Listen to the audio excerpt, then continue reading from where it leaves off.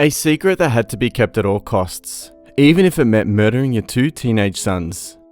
Social services were informed about the troubling situation, but never conducted any meaningful investigation. Would the two teenagers be alive today had they taken the case seriously? As for the secret, well, you'll have to find out about it in today's case when we dive into the twisted story of Sarah Barrass and Brandon Machin. Thanks for joining me today. If you enjoy the content but haven't yet subscribed, please consider doing so and don't forget to leave a comment. The story takes us to Shire Green, Sheffield in the United Kingdom. Shire Green is a city in Yorkshire in the north of England. With a population of 550,000, it is one of the United Kingdom's biggest cities. It's a major industrial, cosmopolitan and cultural centre renowned for its green open spaces, creative talents, galleries and sports facilities. On May the 24th, 2019, Shire Green was tarnished by the horrors that occurred behind his terraced house on Greg House Road. The relationship between Sarah and Brandon isn't exactly a story you would tell friends or family at a dinner.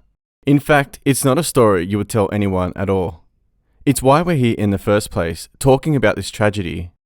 Brandon is Sarah's half-brother, and they were having a consensual sexual relationship. They shared the same mother, but had different fathers, and between them they had 6 children. Their incestuous relationship was illegal, but Sarah and Brandon had been madly in love since they were teenagers, and went to great lengths to hide their illicit relationship from the world. They were both unemployed and living in separate homes. To the children, Brandon was their uncle, and they were forced to believe their father died in the Second World War. This wasn't a well thought out story. World War II was between 1939 and 1945, and Sarah's first child was born in 2005. Considering the minimum age to enlist in the war in the UK was 17, the youngest age the dad could have been is 83. It's not well documented how well this story held up in conversations, but these were the facts. Martin Barrass was Sarah and Brandon's half-brother. He shared the same mum as Sarah and Brandon. They all suffered a horrific childhood. From a young age, they were subjects of child protection plans and neglected by the system that was supposed to care for them. At the age of 9, Brandon was passed between children's homes and residential units before moving out on his own. His half-sister Sarah was also neglected, and by the age of 14, she was living in a children's home. The children's mother had her suspicions about their relationship. She discovered Sarah, who was 14 at the time, and Brandon, 18, were exchanging love letters. Their mother was worried, but strangely did nothing about it. The suspicion didn't end there. Rumours of their relationship began to spread between the kids at the children's home Sarah was living in at the time. But again, no one raised their concerns, and they were able to continue this illegal relationship.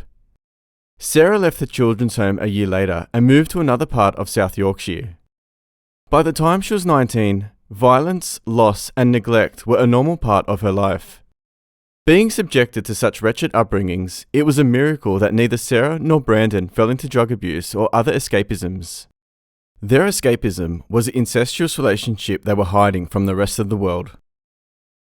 Their relationship went down a path of no return, and entered into a lifelong commitment of lies and deceit when Sarah gave birth to their first child, Tristan, when she was just 19 years old. Whenever Sarah was asked about the paternity of her child, she refused to name the dad. And when people questioned Brandon's involvement, he was the child's uncle. Sarah and Brandon went on to have 5 more children. All 6 of her children were born at Sheffield Hospital, and whenever the midwives would inquire about the father, Sarah would tell them she was a lone parent. This should have been a red flag, but a lack of professional curiosity meant she was able to return home to her half-brother and partner with not enough probing questions asked. Sarah and her children, now a family of 7, lived in a 3-bedroom house on Greg House Road. She would tell the authorities that Brandon, who had his own house, was her brother or a close family friend. Even when he accompanied her to many appointments with social workers and specialists about her children, 4 of which had special needs, not enough questions were asked about his role in their upbringing and the absence of their biological father. The picture of the Sarah Barrass household prior to the events in 2019 was, to the outside world, a household of a loving single mum with 6 children, heavily supported by her brother, Brandon Machin. It was a busy household, and as the kids entered their teenage years, Sarah struggled to cope with their behaviour and would often complain about her 3-bedroom house being too small. But as a consequence of being unemployed, neither Sarah or Brandon had enough money to afford a bigger house. Martin was worried about the children's behaviour. He could see a troubling resemblance between the personalities of Sarah and Brandon when they were children. They used to love killing things and inflicting pain. He reflected on a story when they had mice, and he walked in, and Brandon and Sarah were laughing, chasing the mice, stamping on them, and killing them. One time, Martin was playing with Sarah and another girl in a tree when Sarah shoved her out of the tree, causing her to badly hurt her arm. Sarah just stood over her, laughing, thinking it was really funny. Another time he was visiting Sarah and Brandon, and he witnessed Brandon's violence towards Blake, one of their children, who was just 3 years old. They were out walking when Brandon grabbed Blake's arm really roughly and dragged him across the floor. Martin also revealed a chilling Facebook update posted by his sister in the months leading up to his nephew's tragic deaths. The terrifying post was a quote from a horror writer, Stephen King, that said, quote, "Murder is like potato chips. You can't stop with just one." End quote. She also uploaded a chilling image of the Grim Reaper with the caption, quote, "Coming for you." End quote. It was enough to know something wasn't right, so Martin called social services and asked them to look into it, but they never did. He called 3 more times between 2009 and 2010, but was ignored. Social services finally got involved with the family in 2018 with much of the focus on difficulties being faced by a number of the children, and particularly troubling behaviour exhibited by the 2 eldest sons, Tristan and Blake. Tristan, who was autistic, was especially difficult to control. The boy's disturbing behaviour included an obsession with pornography, stealing cars, and bullying. They also showed aggression towards their younger siblings. At this point, Sarah and Brandon's secret was in serious jeopardy. Fearing they would be found out by the authorities and their kids taken into care, they began to plot their escape from the lie. The escape was a family massacre. Sarah and Brandon began looking into different murder methods and spent 9 days hashing their murder plan. On May the 23rd, 2019, Sarah and Brandon gathered all the tablets and pills they could find around the house, including prescribed ADHD medication, and divided them between the 4 oldest children. The children refused to take them, but Sarah and Brandon forced them to swallow the pills with fizzy drink and then sent them to bed to die. That following morning, Tristan and Blake woke up alive, but very sick. They sent a message to their friends on Nintendo Switch saying they wouldn't be at school that Friday. They had no idea that their parents had just attempted to murder them. When the poisoning failed, Sarah frantically researched alternative murder methods online, including suffocation and strangulation, and called Brandon to come home. When Brandon came home, Sarah got out a dressing gown cord and started strangling Tristan in front of his brother Blake. He started yelling, "Mum is killing Tristan." And just as Brandon's role in their upbringing was pivotal, so was his role in their killing. Brandon strangled Blake with his bare hands. Sarah and Brandon then swapped victims and placed bin bags over their heads to ensure they were dead. Afterwards, they moved on to trying and failing to drown one of the younger children in a bathtub. But that child survived as they struggled and hysterically screamed and pleaded, "Why are you trying to kill us?" In a twist, Sarah, who had planned to kill the youngest children last and then take her own life, took the surviving kids, barricaded herself in her bedroom, and called the police. When officers arrived, she gave them a notebook open on a page entitled Funeral Arrangements. Tristan and Blake were found dead at 7:30 a.m. in their beds with the bin bag still over their heads. The other 4 children, all under the age of 13, were taken to the hospital and treated. When the police recovered Sarah's phone, they found messages that finally revealed to the world the grim truth about the secret they had been hiding for over 30 years. Quote, "Brandon is a dad to all the kids. The pills didn't work, so he's had me kill Tristan and he's killed Blake. I'm sat here with the other 3. He's going to kill them, then me." End quote. Brandon made a harrowing police interview and said he got, quote, "that feeling when you just want to strangle the life out of someone," end quote, then calmly walked downstairs and had an energy drink. The autopsy report revealed that Tristan and Blake died from asphyxiation after being strangled. Sarah and Brandon were expected to face trial, but instead pled guilty to conspiracy to murder the 6 children on November 12, 2019. They were sentenced to life in prison with a minimum of 35 years at Sheffield Crown Court. Sarah wept as she dramatically changed her plea after previously protesting her innocence by shouting, quote, "I didn't kill my boys. Swear to God, I didn't do it. You will see." End quote. Sarah had requested help from the local authority and had sent frantic messages to friends about killing them to cope.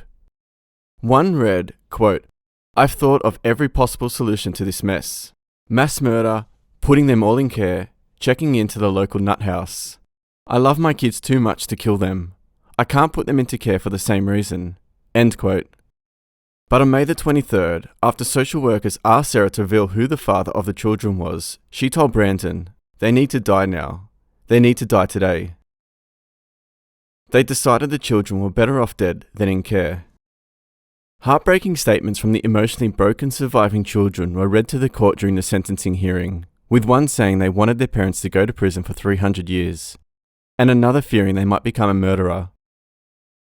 Two of the surviving children witnessed their older siblings being attacked, and the trauma that all the children have experienced and will continue to experience is unimaginable. It is paramount that the surviving children are allowed to rebuild their lives in peace. They've been through a horrendous experience, but in a way they have been liberated from this oppressive and awful environment, and they have a chance to do what they want with their lives. Many in the community blame social services, saying staff should have realised the children were at risk. Following this tragedy, the Sheffield Children's Safeguarding Partnership commissioned a review of the agencies involved with Sarah and Brandon's children to investigate what happened. Their report confirmed there was a lack of confidence with the agency's staff when faced with dealing with a complex issue. Consideration was not given to the impact on a single mum raising children, some with complex needs of their own. They also highlighted the oversight and general lack of curiosity about the children's father. However, after the inquest, they concluded there was no evidence identified through the review process that any practitioner or agency involved could have predicted or in any way prevented actions taken by the children's parents. I think the reason Sarah and Brandon did what they did was because social services were digging too deep, and they were worried the world would find out about their incestuous relationship. But through all of this discourse, it is easy to forget the two things that truly matter: Tristan and Blake. The deaths of these two children is an unimaginable tragedy. With parents like that, they didn't stand a chance. They were both loving and caring boys. They did nice things such as dye their hair to raise money for children in need. It has left children and young people in the Shire Green area of Sheffield struggling with some existential questions. It's sick that parents could do that to their own kids. How they can deliberately end the lives of the children they brought into the world cannot be comprehended. Most people would die for their kids. It hits children particularly hard and makes them question everything. Even as an adult, it makes you question humanity and what people are capable of. Tristan and Blake were buried together in one coffin during their funeral in August 2019. The boys' names were on each side of the shared coffin. A procession of 300 motorcycles and 2 Lamborghini cars escorted them to their final resting place. Since the killings, the house where the murders took place had remained empty. Following their sentencing, Sanctuary Housing applied for planning permission to demolish the house and construct a memorial on its site. The proposals gained the support of the surviving members of the Barrass family as well as the wider local community in Shire Green. Planning permission was granted, and on February 16, 2021, the house was finally demolished, and a memorial tree and garden were built. The decision was made to help the community move forward and ensure the 2 young lives lost are never forgotten.